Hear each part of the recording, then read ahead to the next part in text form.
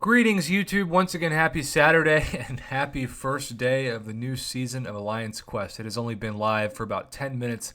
At the time of recording this video, you can see my Alliance Quest Map 5 attack team of X-23, who's rank 4, 5-star Awakened, rank 2, 6-star Corvus, and 565, 200 OG Vision, who, though he's a wet noodle, I gotta tell you, having OG Vision in so many circumstances of Alliance Quest is just a no-brainer and really enjoyable. You can see that the Ultron drones have made their way into the contest for the first time.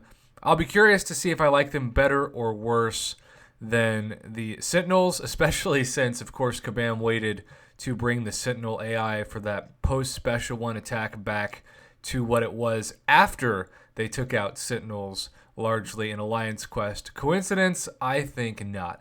But really the big time questions revolve around the mini bosses and, of course, the main Nameless Thanos boss, who we will better be acquainted with for a long time, as he is permanently the main boss now for Alliance Quest. So, Hyperion, you can see you start with that emphatic lock, and then on top of that, Spite is going to suck. While opponents have active buffs, this champion activates Power Flood out of Spite, granting 18% power per second and special attacks, 100% chance to be unblockable. Now, Hyperion special attacks being unblockable, not the biggest deal, especially the special one, of course. But at the same time, it's going to be annoying. You are going to want to bring somebody in like OG Vision to control the power. I would imagine Magic is going to be a popular choice, as she always is for Hyperion. That is Hyperion number 1. Hyperion number 2 also has Oscillate. Every 15 seconds, the defender alternates between a Fury passive, increasing base attack by 300%, and an Armor Up crit resistance passive, increasing armor and crit resistance by 300%. So that's going to be tons of fun. But besides that, really what this video is going to focus on, also got to love how Electro is still on the left. Woohoo! But what this video is going to focus on is the Nameless Thanos boss, because this is really what I'm not excited at all about. Now, this is going to force me to be better against the Nameless Thanos, because if I'm not, I'm going to die very quickly. But all special attacks are unblockable. That's kind of what I feared. We're used to things like heal block, right? That's pretty standard when it comes to the final boss of Alliance Quest. And Map 5, I would imagine, a lot of people run. Maybe there are the alliances that are still really focusing on Map 6 and Map 7, but my alliance does a 5 days of Map 5. We really enjoy it, at least before this season. And, obviously it's going to take some getting used to regardless of the new enemies and the new bosses. At least they stuck with the same map, though. If they had done new enemies, new paths, new map, that would have been too much change at once. Also, Aspect of Evolution. Whenever this defender fills a bar of power, they raise their attack, armor, critical rating, critical resistance, block penetration, power rate, and ability accuracy attributes by 5% for the remainder of the fight.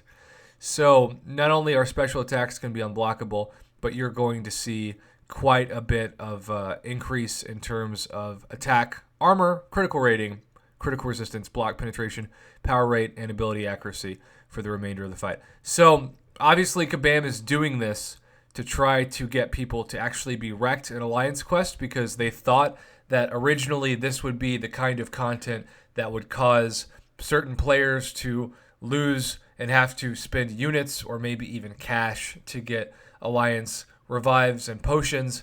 My biggest complaint, of course, with the entire structure of Alliance potions and Alliance revives, it's because since we don't, unlike the regular revives, have the percentage based, the actual amount of health that they give you is still largely based on what they were originally, when they were expecting you to bring 3 and 4-star champions into Alliance Quest and Alliance War.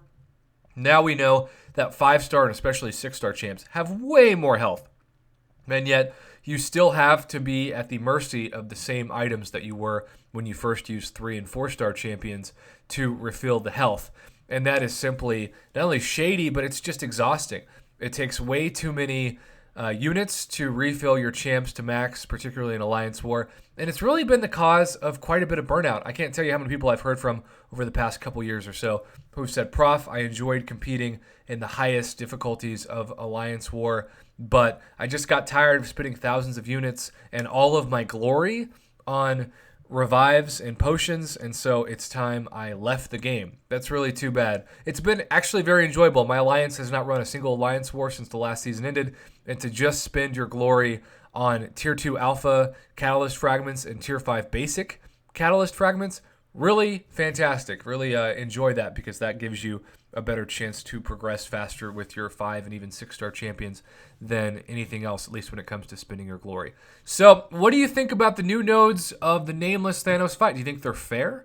Do you think they're BS? We will know certainly a lot more by the end of this. And if you are jumping into Alliance War right now, as I believe this is the first day for many people that they're getting a look at the new map and the new nodes, send me your feedback, as I am not in Alliance War, but I would love to see generally what the community thinks as far as difficulty, whether or not it's fair. Are you excited about the new changes? Do you think they're BS? Does it make you want to play the game more, or does it make you feel even more burnt out? All of these reactions are great, so comment below on this video or hit me up in the Line app, Prof Hoff, one word. Until next time, have a wonderful rest of your weekend, YouTube, and a happy Saturday.